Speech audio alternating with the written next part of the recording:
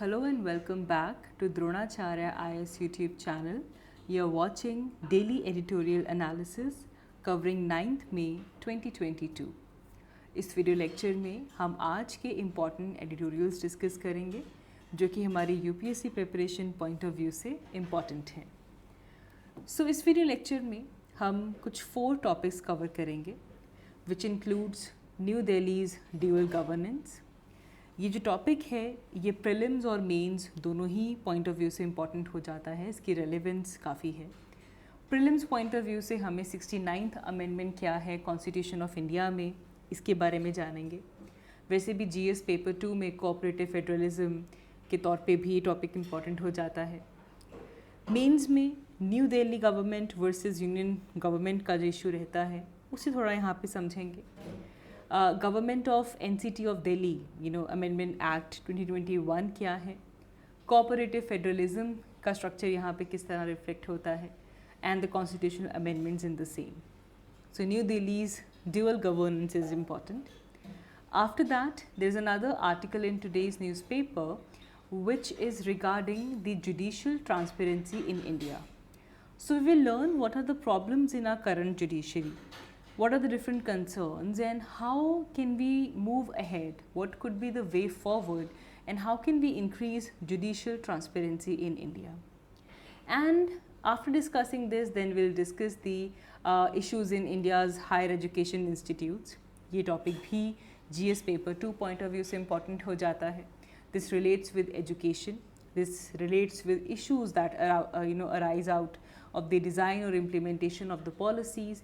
It is an important issue related to the development. तो ये इस topic को भी हम यहाँ पे cover करेंगे. And lastly, there was one more article in today's paper which is regarding government's disinvestment plans. This topic is important from Indian economy point of view. GS paper 3 point of view से important है. How do we mobilize the resources? This is a topic of mobilization of resources. इसे हम वहाँ से relate कर सकते हैं, government budgeting के अंदर इसे समझ सकते हैं। तो इस वीडियो लेक्चर में ये 4 टॉपिक्स आज हम कवर करेंगे। So let's begin with it. शुरुआत करते हैं आज के हमारे पहले आर्टिकल के साथ। This is regarding new Delhi's governance. The title of this article is third and final round. Now if we talk about Delhi, it has absence of statehood. Delhi के पास स्टेटहुड नहीं है एंड जिसकी वजह से there has been this prolonged confrontation in terms of relative powers between the elected government of New Delhi and the Lieutenant Governor. Lieutenant Governor who is appointed by Union Government, इनके बीच में और new Delhi की जो elected government है, इन दोनों के बीच में काफ़ी लंबे टाइम से कन्फ्रंट्रेशन चलती आ रही है for the administration as territorial administration of new Delhi. And ये जो डिस्प्यूट है दोनों पार्टीज़ के बीच में, the elected government of New Delhi and the lieutenant governor who is appointed by the union government, on various occasions different energies के control को लेकर, जैसे कि anti corruption bureau, the civil services, electricity board, इस तरह की agency से control को लेकर दोनों के बीच में जो डिस्प्यूट्स हैं वो डिफरेंट टाइप्स पे अराइज होते रहते हैं। फर्दर जो government of national capital territory of Delhi act 1991 में जो अमेंडमेंट की गई है, the 2021 amendment to this act. Now Delhi की जो गवर्नेंस है वो किसके बेसिस पे होती है? Government of national capital territory of Delhi act 1991 का ये एक्ट है, इसे 2021 में अमेंड किया गया है। And this even points out कि जो कॉन्फ्लिक्ट है, जो पॉसिबिलिटी ऑफ कॉन्फ्लिक्ट है, वो अभी भी पूरी तरह से ख़त्म नहीं हुई है। एंड देयरफॉर इस आर्टिकल के अंदर जिसका टाइटल है थर्ड एंड फाइनल राउंड, इसमें भी यही कहा गया है that there are complexities of the laws which govern the NCT. Now NCT is National Capital Territory of Delhi. And अभी भी इस लॉ के अंदर कॉम्प्लेक्सिटीज़ हैं, इसीलिए वंस अगेन इसके ऊपर दोबारा जुडिशियल फोकस जा रहा है और एक तरह से इलैबोरेटेड जुडिशियल फोकस जाएगा। एंड इस थर्ड राउंड ऑफ लिटिगेशंस जो आए हैं in the dispute between union government and the government of NCT Delhi, and इसे लेकर जो कॉन्स्टिट्यूशनल बेंच है वो इंटरप्रेट करने वाले हैं the couple of phrases in article 239AA। Article 239AA जो कि दिल्ली को एक यूनिक स्टेटस ग्रांट करता है so in the light of this जो कॉन्स्टिट्यूशनल बेंच है वो दोबारा इस आर्टिकल को इंटरप्रेट करेगा, and this is the again another third and the final round जब जो कॉन्स्टिट्यूशनल बेंच है वो इस नेशनल कैपिटल टेरिटरी दिल्ली का जो रैंगलिंग स्टेटस है इसे ख़त्म करने की तरफ एक पहल है, तभी इसे कहा जा रहा है third and the final round. Now इससे पहले कि हम इस आर्टिकल को देखें, पहले कुछ बेसिक्स क्लियर करते हैं, अपनी खुद की वैल्यू एडिशन करते हैं so that we could understand कि इस आर्टिकल में एग्जैक्टली क्या दिया गया है। सबसे पहले तो हमें ये समझना होगा कि न्यू दिल्ली का गवर्नेंस मॉडल क्या है। देन विल सी कि इस गवर्नेंस मॉडल को लेकर जुडिशरी के क्या ओपिनियन रहे हैं, इससे पहले क्या ओपिनियंस रहे हैं, and then we will see कि इस पर्टिकुलर आर्टिकल के अंदर क्या मेंशन किया गया है।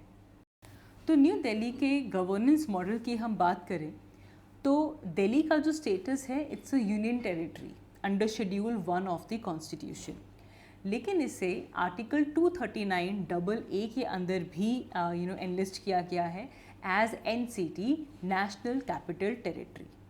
और ये जो कॉन्स्टिट्यूशन में शेड्यूल 1 के अंदर तो UT as a Delhi as a UT है ही, लेकिन आर्टिकल 239 के थ्रू भी नेशनल कैपिटल टेरिटरी जो डाला गया है this was done by 69th amendment act on the constitution. ये कॉन्स्टिट्यूशनल अमेंडमेंट के बाद आर्टिकल 239 कॉन्स्टिट्यूशन में ऐड किया गया जिसके अंदर national capital territory term mention की गई। तो 69th अमेंडमेंट से आर्टिकल 239 ऐड किया गया और इसमें ये डिक्लेयर किया गया कि जो दिल्ली जो कि एक यूटी है, यूनियन टेरिटरी है, it is to be administered by a lieutenant governor, and this lieutenant governor will work on the aid and advice of the elected legislative assembly. However, यहाँ पे aid and advice जो clause है ये सिर्फ उन्हीं matters के ऊपर applicable है जिसकी power state या फिर concurrent list के topic से आती है। अगर पब्लिक ऑर्डर, पुलिस और लैंड की अगर हम बात करें तो ये 3 ऐसे टॉपिक्स हैं जो कि स्टेट लिस्ट और कॉन्करेंट लिस्ट का हिस्सा नहीं है, तो इसके ऊपर दिल्ली की जो इलेक्टेड गवर्नमेंट है वो मैटर्स डिस्कस नहीं कर सकती, लॉ नहीं बना सकती, तो इसके ऊपर वो लेफ्टिनेंट गवर्नर को एड एंड एडवाइस नहीं कर सकती। फर्दर आर्टिकल 239 में ये भी नोट किया गया that lieutenant government has to either act on the aid and advice of council of ministers or he is bound to implement the decision taken by president on a reference being made by him। तो या तो council of ministers जो हैं उनकी add and advice पे काम करना होगा या फिर वो डिसीजंस जो कि प्रेसिडेंट ने लिए हैं उनको इम्प्लीमेंट करना होगा। ऑल्सो आर्टिकल 239 में लेफ्टिनेंट गवर्नर को एम्पावर किया गया that they can raise their difference of opinion on any matter with council of ministers to the president। President के पास अगर कोई ऐसा ओपिनियन है, कोई ऐसा मैटर है जो कि लेफ्टिनेंट गवर्नर और दिल्ली स्टेट गवर्नमेंट के साथ मैच नहीं कर रहा है, तो लेफ्टिनेंट गवर्नर ऐसे इशू को प्रेसिडेंट के पास रेज कर सकते हैं। तो ये जो डुअल कंट्रोल है एज वी कैन सी, एक एंड पे आ जाते हैं लेफ्टिनेंट गवर्नर ऑफ दिल्ली और दूसरे एंड पे आ जाती है the elected government of the Delhi. इन दोनों के बीच में एक पावर टसल इसे लेकर चलता रहा है, इसीलिए हमने इस आर्टिकल को नाम दिया है दिल्लीज डुअल गवर्नेंस कॉन्फ्रेंडम। ये जो एक तरह की टसल चल रही है लेफ्टिनेंट गवर्नर और इलेक्टेड गवर्नमेंट ऑफ दिल्ली की, ये आर्टिकल इसके बारे में है। तो आई होप आपको दिल्ली की गवर्नेंस समझ में आई हो। ना इस पूरे इशू को लेकर अगर हम जुडिशियल ओपिनियन देखें तो सबसे पहले बात करते हैं दिल्ली हाई कोर्ट की। तो इस पूरे मैटर में दिल्ली हाई कोर्ट ने तो जो यूनियन गवर्नमेंट है, सेंट्रल गवर्नमेंट है, इसके फेवर में अपना डिसीजन दिया, keeping in mind that Delhi is a union territory. तो यूनियन टेरिटरी होते हुए the decision went in the favour of central government. However supreme court ने इस मैटर को कॉन्स्टिट्यूशनल बेंच के पास रेफर किया so that they can decide on the substantial questions of law pertaining to the power of the elected government of Delhi and the lieutenant governor। किस तरह से इनकी पावर्स को लिमिट किया जाए, गवर्न किया जाए, इसे लेकर इस मैटर को सुप्रीम कोर्ट ने कॉन्स्टिट्यूशनल बेंच के पास रेफर किया। एंड ये जो केस है which is refer to constitutional bench, it is known as NCT versus union of India case 2018। And एक 5 जज बेंच ओपन किया गया. इसमें एक न्यू ज्यूरिस्प्रूडेंशियल चैप्टर ओपन किया गया in the administration of the national capital territory. And यहाँ पे कोर्ट ने एक रूल ऑफ परपोसिव कंस्ट्रक्शन इन्वोक किया टू से दैट कि जो 69th अमेंडमेंट एक्ट आया है इसके बिहाइंड जो ऑब्जेक्टिव्स थे उनको यूज़ किया जाएगा and they shall guide the interpretation of article 239AA.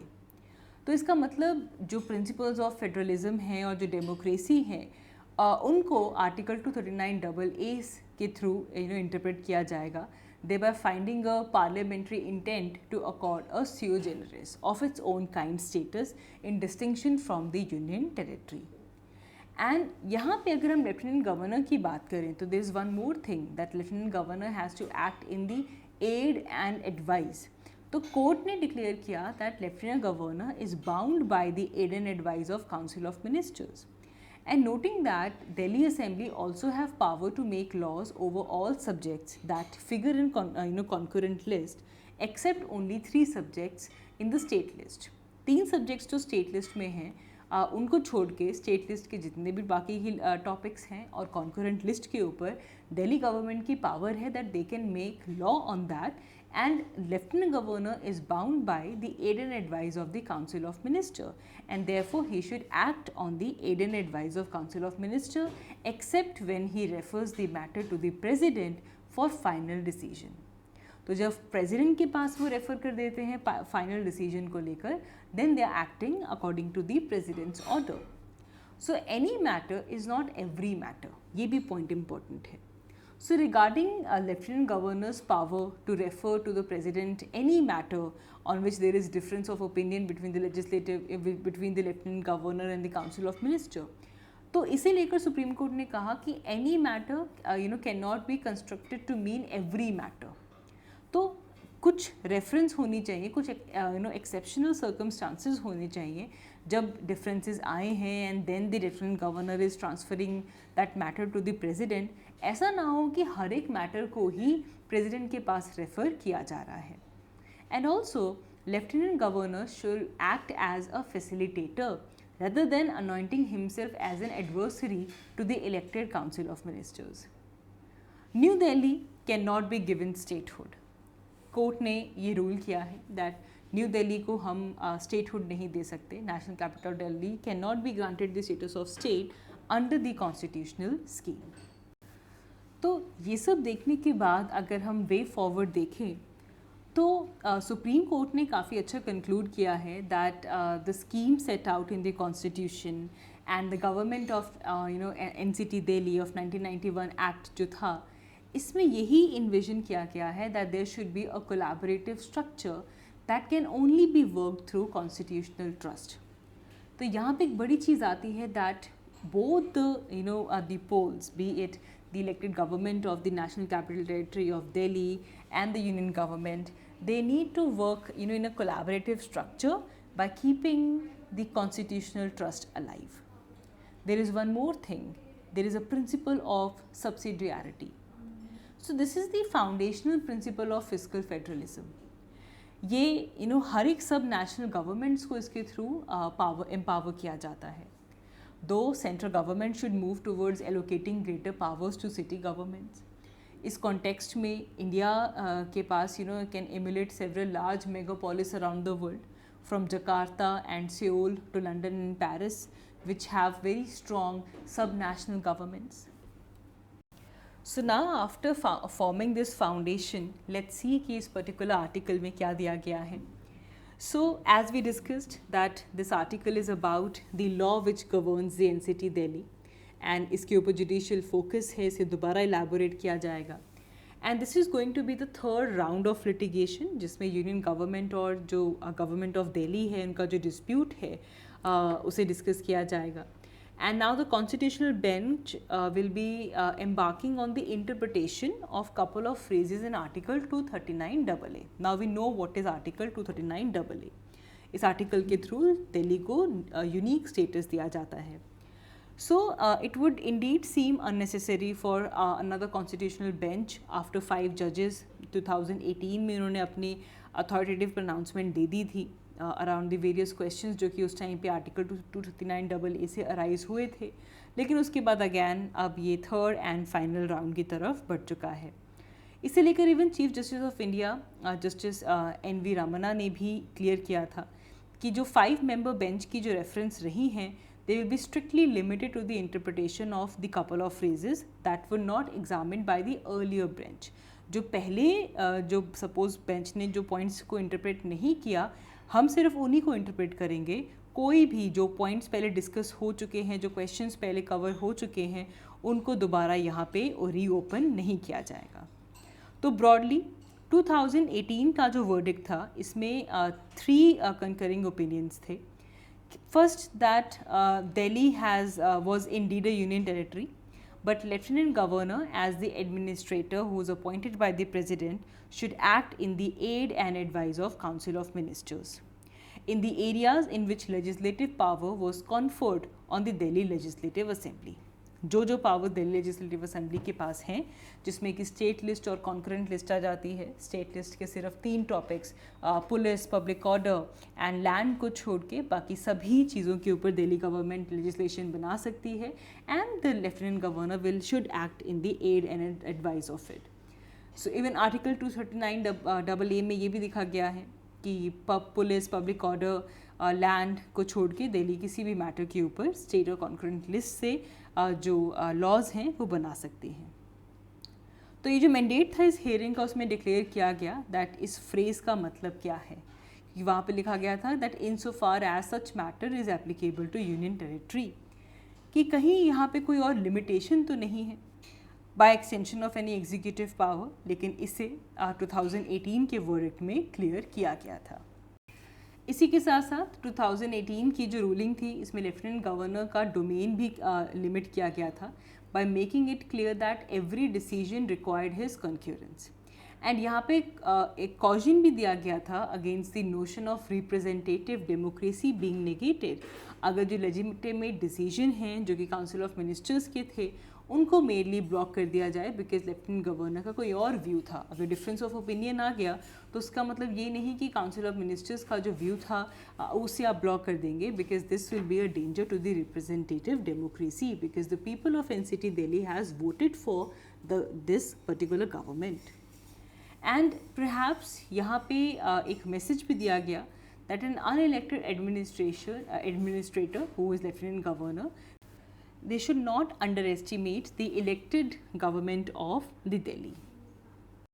फिर यहाँ पे एक और इशू रेज हुआ था कि जो सर्विसेज हैं जो कि एंट्री 41 है स्टेट लिस्ट में, क्या ये दिल्ली गवर्नमेंट के अंडर डोमेन में फॉल करती है या यूनियन गवर्नमेंट के डोमेन में फॉल करती है, ये एक क्वेश्चन अराइज हुआ था। Now entry 41 is not one of the excluded areas of legislation by Delhi Assembly, but this has been argued that there are no services under Delhi government, therefore it was not a matter applicable to the NCT at all. So setting this remaining question should give a quietus to endless wrangling between the central government and the Delhi government. तो दिल्ली की जो dual governance को लेकर अब judicial focus shift हो चुका है। जो बाकी के बचे हुए पॉइंट्स हैं उनकी भी क्लैरिटी आएगी एंड होपफुली जो टसल दोनों ही पोल्स की तरफ चल रही है उसे एंड किया जाएगा। Moving ahead, our next article is related to judicial transparency in India. This is written by Vani S. Kulkarni, Veena S. Kulkarni and Raghav Ghaya, and the title of this editorial is India's Judiciary and the Slackening Cog of Trust. So this article is mainly based on the judicial transparency in India. So let's discuss this entire issue.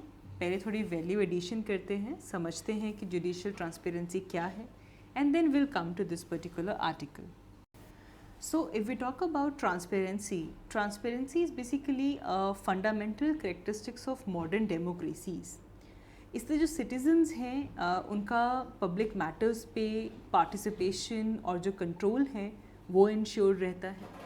In reality, transparency should include the ability of citizens to request the access to public information. And ये state की duty है कि इस तरह की information को generate किया जाए and it should be made broadly accessible to the citizens as well. So there's another crucial pillar of transparency is to empower citizens to hold state accountable for these obligations.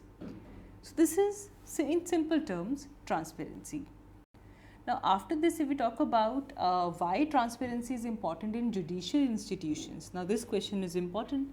Judicial institutions में अगर transparency आएगी तो इससे एक तो accountability promote होगी, this will combat corruption, इससे जो आर्बिट्रेरीनेस है वो एलिमिनेट होगी.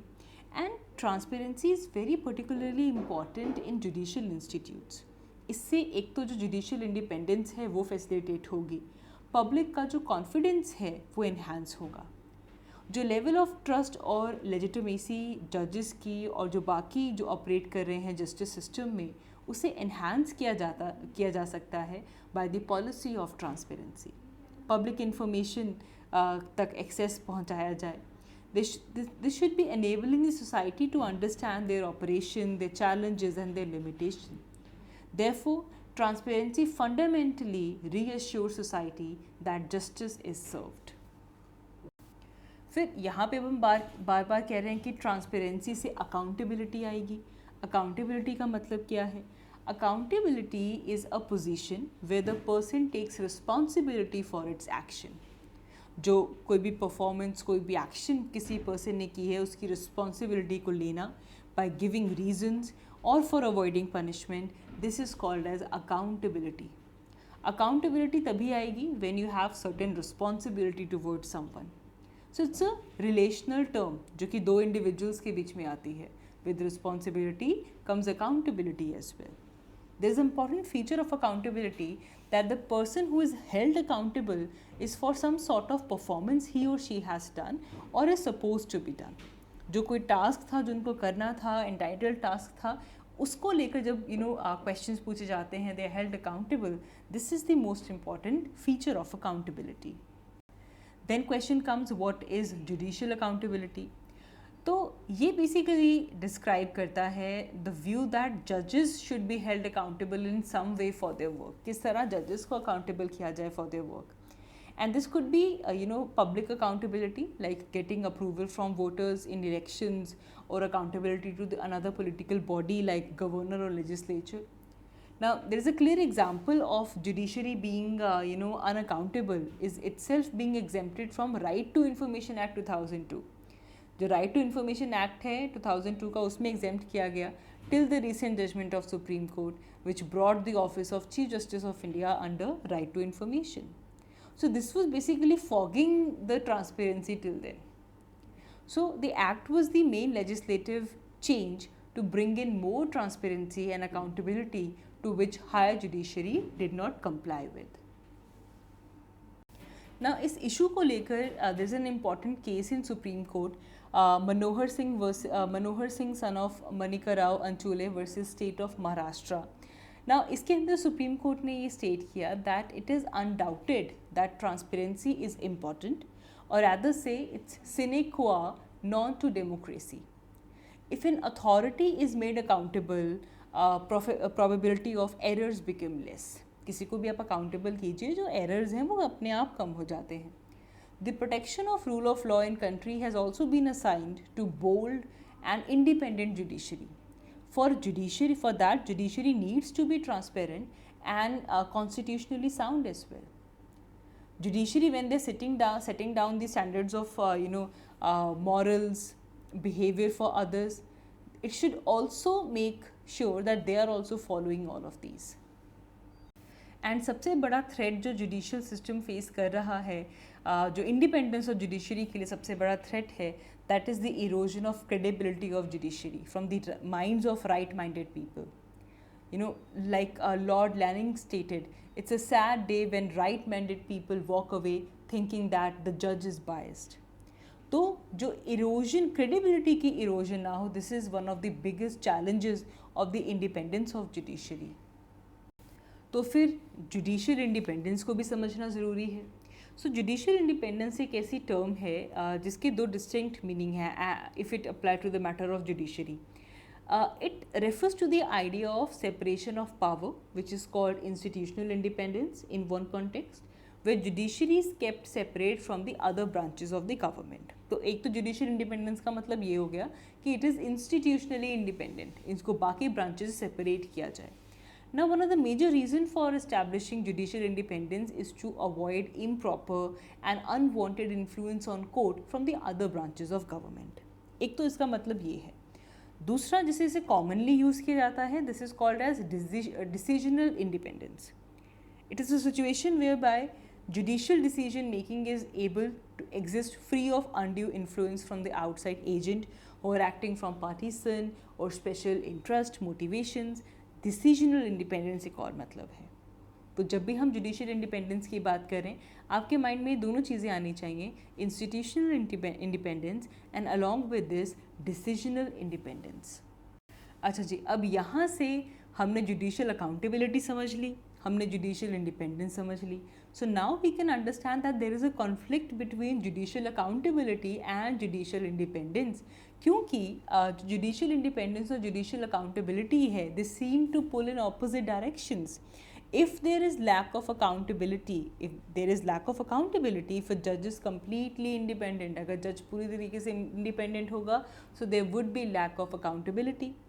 On the other hand, अगर कोई जज है वो completely accountable है, so they may be persuaded to rule in ways that please those who the judge is accountable to.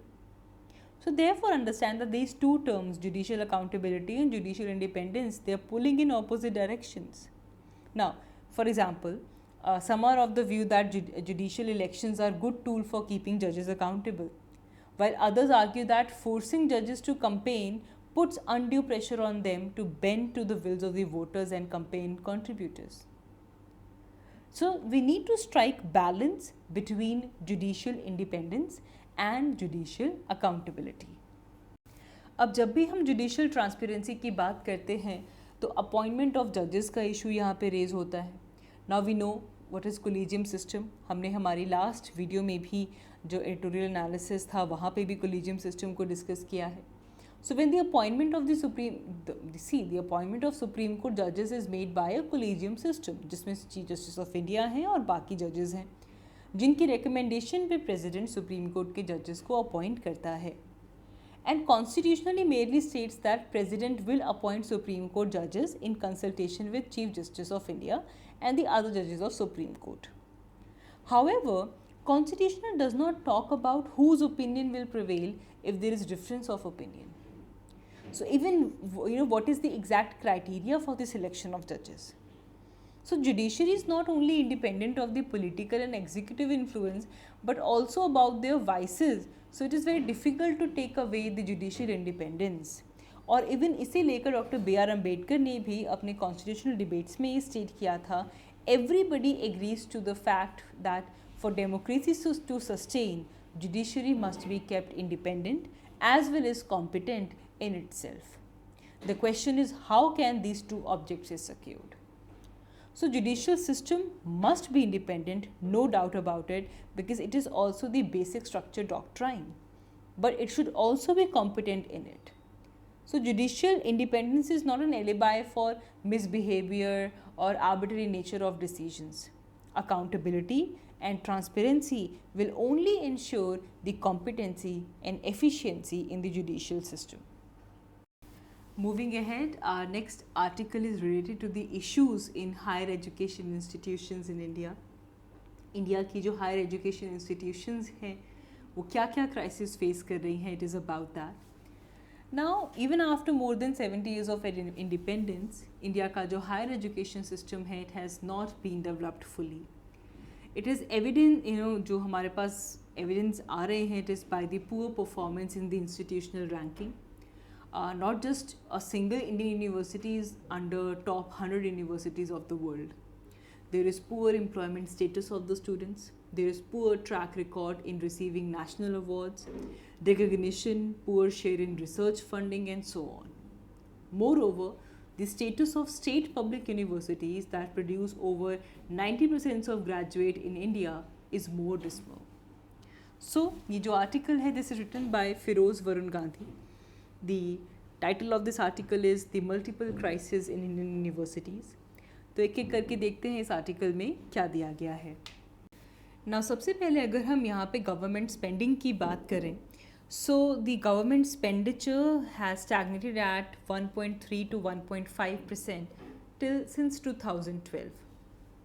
तो एक्सपेंडिचर 2012 से ही 1.3-1.5% पे है, whereas Ministry of Education is continuing to push increase in intake capacity by 25%. जैसे कि हम देखते हैं कि EWS कोटा आया है 10% Kota for the economical weaker section, whereas Ministry of Finance is sought to ban the creation of new teaching posts. So at central level, the student financial aid was cut to 2,078 crore in financial 22 and 23 to 2,482 crore in 21 and 22. जो research and innovation के लिए भी जो allocations की गई हैं वो 8% decrease हुई हैं, reaching to 218 crore. And there are multiple crisis जो कि इंडियन यूनिवर्सिटीज़ हायर एजुकेशन में फेस किया जा रहा है.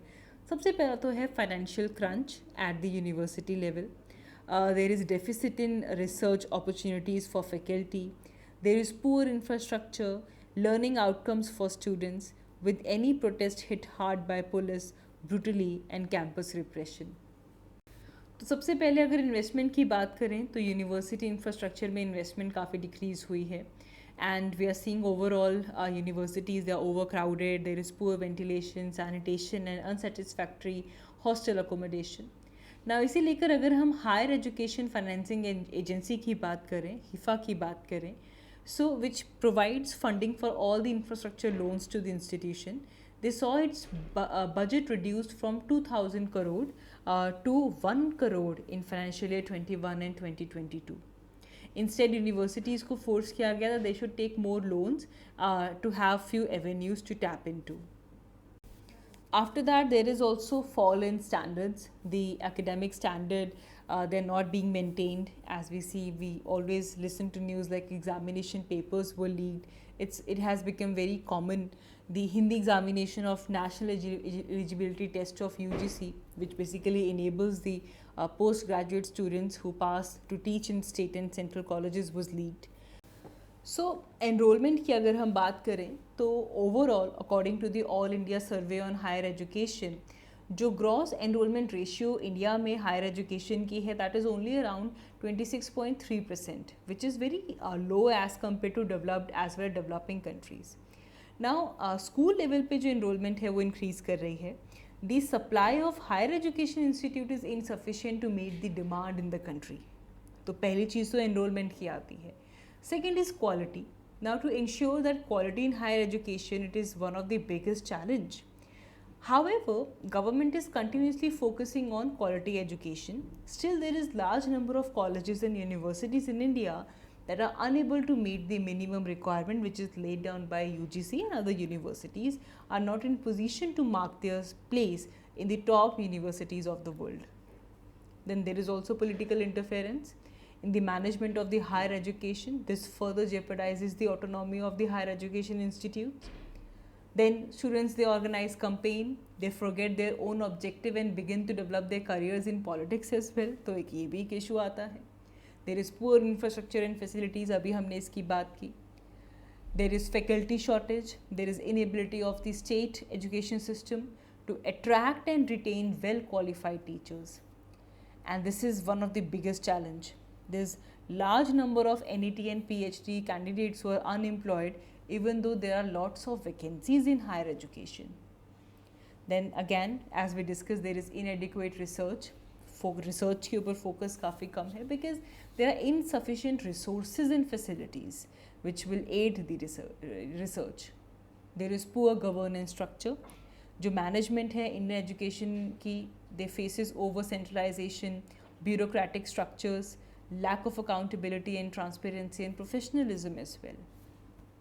Now, इसके solution की अगर हम बात करें, so we need to revamp the state higher education institutes, and in order to receive more funding and support from state system, जो state universities हैं, they have to commit to deliver lot more to state and the people where they are located.